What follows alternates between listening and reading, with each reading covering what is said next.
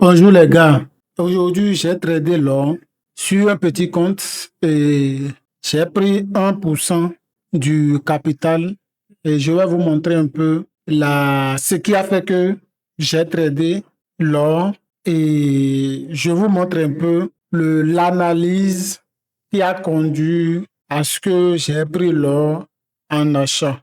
Bien, on va aller directement dans le vif du sujet.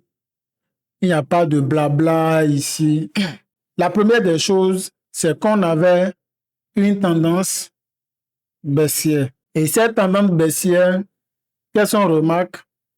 Cette tendance baissière de ce côté. Et là, ce jour, il y a eu cette grande bougie qui est vraiment arrivée au niveau de cette bougie baissière.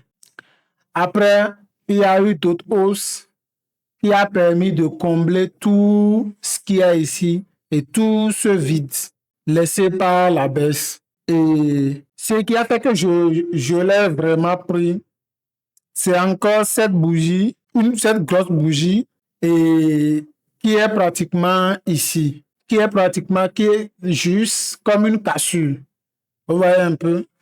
Ce qui signifie que cette baisse n'a plus de force. Tout ceci a été avalé déjà par le prix. Comprenez un peu? Maintenant, qu'est-ce que j'ai remarqué? Après, il y a eu cette bougie. Les bougies sont en H1. Baisse. Ici, cette baisse. Et la baisse est arrivée ici, au niveau de cette bougie, au pile poids de la bougie de cette petite cassure. Vous voyez? Donc, si l'or venait à casser, par exemple, ceci et arriver vers le bas, là, j'allais changer de discours.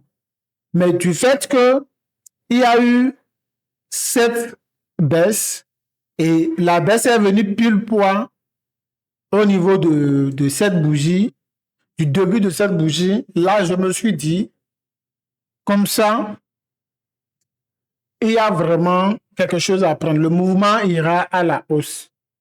Et je suis rentré là. Après, il y a eu cette petite montée dans mon sens.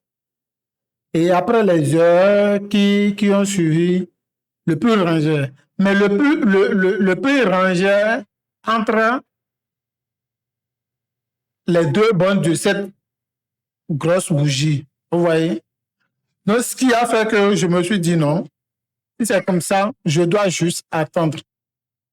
Et là, j'ai vraiment attendu et j'ai dit je laisse. Si par exemple le prix venait à casser là, j'aurais changé de discours.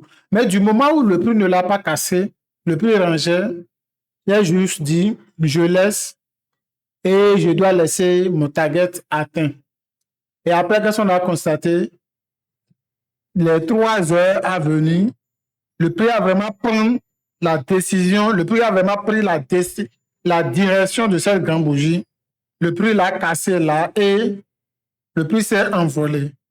Et en ce moment, j'ai atteint déjà 1% de mon capital et ce qui a fait que je l'ai clôturé. Donc, c'est un peu l'analyse que je fais sur les indices, les métaux. Vous voyez un peu? J'entre et je définis un pourcentage de pertes et je définis aussi un pourcentage de profit.